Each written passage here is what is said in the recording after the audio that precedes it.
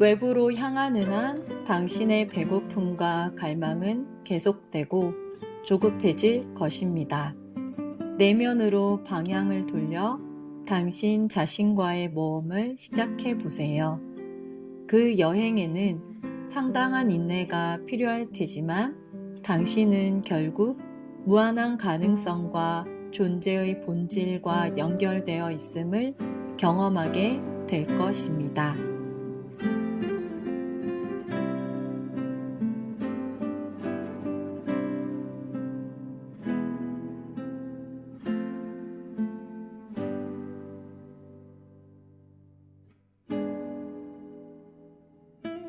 영혼의 고요한 속삭임. 헤르만 헤세의 소설 시다르타로 바라본 35번째 키와 5번째 키의 스토리.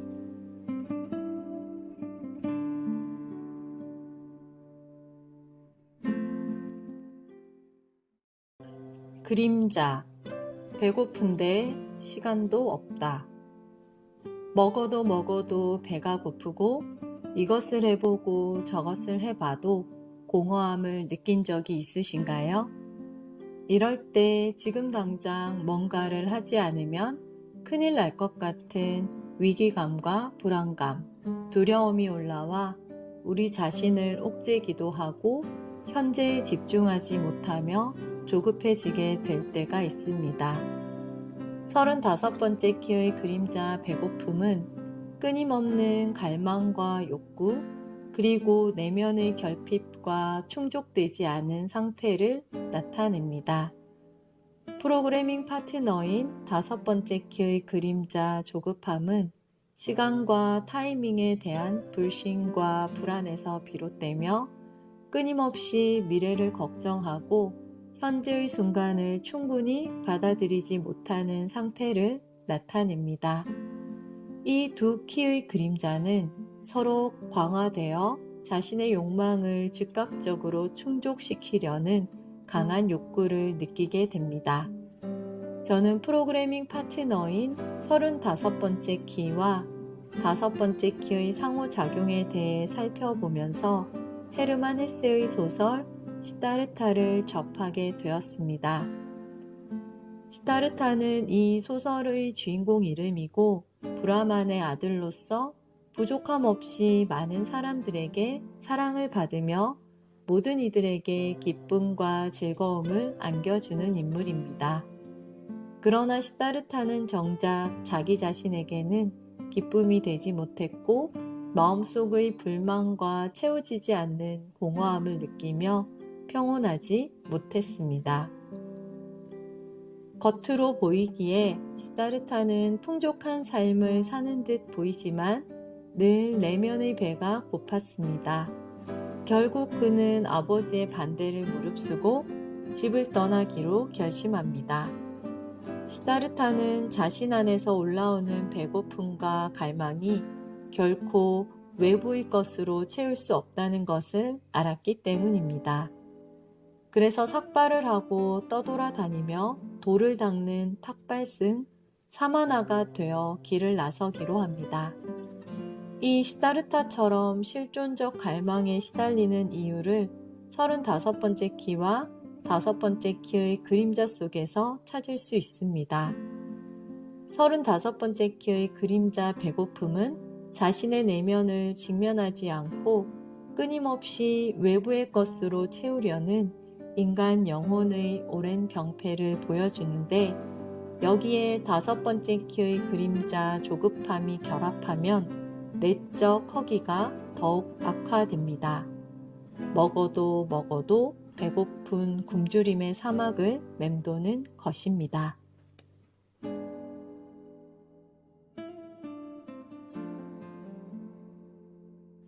선물, 강을 건너다. 그렇다면 우리가 이 소모적인 악순환에서 벗어나기 위해 무엇이 필요할까요? 35번째 키와 5번째 키의 그림자를 극복하는 열쇠는 모험과 인내심의 선물에 있습니다. 먼저 자신의 배고픔과 갈망, 그리고 올라오는 조급함을 인식하고 그런 상태임을 허용해 봅니다. 인내심을 가지고 자신의 상태를 바라보다 보면 어느 순간 흙탕물의 흙이 가라앉아 물의 투명함이 조금씩 드러날 때처럼 자신의 내면이 보일 때가 올 것입니다.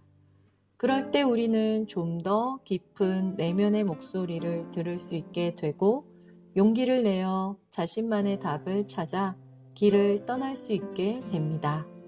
이것이 35번째 키 선물 모험이 의미하는 것입니다. 35번째 키의 선물 모험은 새로운 경험과 도전을 통해 내면의 성장을 이루는 것입니다. 거기에 5번째 키의 선물 인내심이 함께 작용하여 새로운 경험을 하면서 내면의 평화를 찾고 그 과정을 신뢰하며 차분히 나아가는 태도를 기르고 결국 현재 순간을 온전히 받아들이게 됩니다. 집을 떠난 시다르타는 사마나가 되어 붓다를 만나러 갑니다. 그러나 붓다의 설법을 듣고 붓다가 자신이 깨달은 그 순간만은 말로써 전달할 수 없다는 것을 알게 되고 결국 자신만의 진리를 찾아 시다르타는 다시 길을 나서는데 뱃사공의 도움을 받아 강을 건너게 됩니다. 그 강을 건너므로써 시다르타의 새로운 모험이 시작됩니다. 시다르타는 강을 건너면서 세속의 삶을 접하고 카말라라는 여자와 사랑을 하고 부자가 되어 편한 삶을 살아가게 되지만 결국 이 모든 것이 다 허무함을 깨닫게 되고 강에 몸을 던지려는 순간 내면에서 올라오는 옴이라는 소리를 듣게 됩니다. 이러한 시다르타의 여정과 그 속에서의 성장은 35번째 키 선물 모험의 의미를 제대로 보여줍니다. 시다르타는 삶에 대한 포기로 강에 들어가려고 자신의 모습을 강에 비쳤을 때 그때 자신의 내면 속에 있는 빛을 발견하게 되었고 다시 일어설 수 있는 힘을 얻게 됩니다. 그리고 뱃사공을 만나 다시 강을 건너갑니다. 시다르타는 뱃사공과 긴 시간을 함께 지내며 그에게 배를 수리하는 법과 경청하는 법을 배우고 그의 삶을 통해 지금 이 순간에 집중하는 것, 인내가 무엇인지를 배우고 체득하게 됩니다. 시다르타가 집을 떠나 모험을 하고 뱃사공과 만나 인내하며 내면의 평화에 이르는 과정은 35번째 키와 5번째 키 선물에서의 상호작용을 잘 보여줍니다. 모험과 인내심의 선물을 통해 내적인 성장 그리고 내면의 평화와 안정감에 이를 수 있게 됩니다. 시다르타가 외부 탐색과 시행착오 속에서도 묵묵히 자신과 대화하며 내적 성장을 했듯이 우리가 모험과 인내심의 끈을 놓지 않을 때 존재의 본질에 다가가게 됩니다. 시띠, 한 사람 속에 모든 것이 다 들어있다. 시다르타에게 스님이 된 친구 고빈다가 찾아옵니다. 고빈다는 시다르타가 성인이 되었음을, 그가 내면의 평화를 얻었음을 알고 그에게 자신이 가는 길에 도움이 될 만한 말을 해달라고 요청합니다. 시다르타는 고빈다에게 몸을 구부려 자신의 이마에 입을 맞추라고 하는데 고빈다가 그렇게 하자 시다르타 속에 수많은 다른 존재들의 얼굴, 동물들, 신의 모습들이 보였고 그러한 형상들과 얼굴들이 수많은 관계를 맺고 있는 것을 보았습니다. 한 사람 속에 모든 것이 다 들어있음을 깨닫게 되었고 이는 곧 하나됨과 사랑이 진실로 존재함을 온 몸으로 체험한 것입니다. 저는 이 부분을 보면서 35번째 키 시띠 무한함과 5번째 키 시띠 영원함이 떠올랐습니다. 무한함과 영원함은 모든 것이 연결되어 있고 한 사람 안에 우주 만물이 내재해 있다는 깨우침이자 유한한 시공간을 뛰어넘는 절대의식의 각성입니다. 35번째 키시띠 무한함과 5번째 키시띠 영원함의 상호작용을 포용함으로써 우리는 개별적 자아를 넘어 우주적 의식과 연결되는 경험을 하며 이런 의식의 확장은 우리의 삶을 깊게 변화시키고 더 큰 깨달음을 주며 우리는 더 큰 사랑과 연민을 경험하게 됩니다. 그리고 모든 존재를 있는 그대로 사랑하고 수용하게 되며 깊은 내적 평화와 조화에 이르게 됩니다. 시다르타가 친구 고빈다에게 사랑에 대해 말하는 부분이 있습니다. 오 고빈다, 사랑이야말로 나에게는 무엇보다도 중요한 일로 여겨진다네. 이 세상을 들여다보는 일, 이 세상을 설명하는 일, 이 세상을 경멸하는 일은 위대한 사상가가 할 일일 것이네.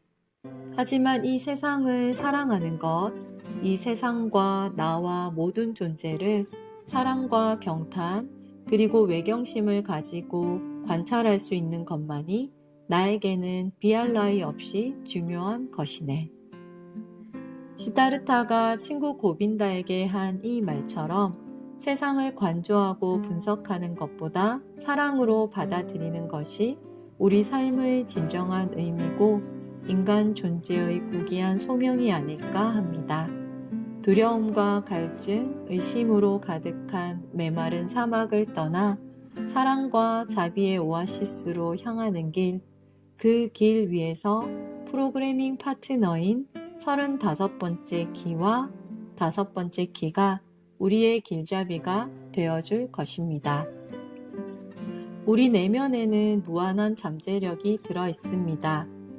목마르고 조급한 마음에 길을 잃고 헤매더라도 자신의 내면을 향해 귀를 기울이고 신뢰와 사랑으로 인내하며 모험의 세계로 들어가 봅시다. 그 속에서 우리가 갈망하던 존재와 생명의 본질, 영원한 세계와 마주하게 될 것입니다.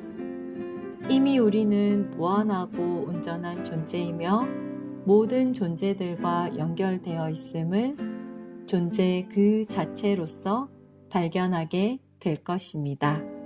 감사합니다.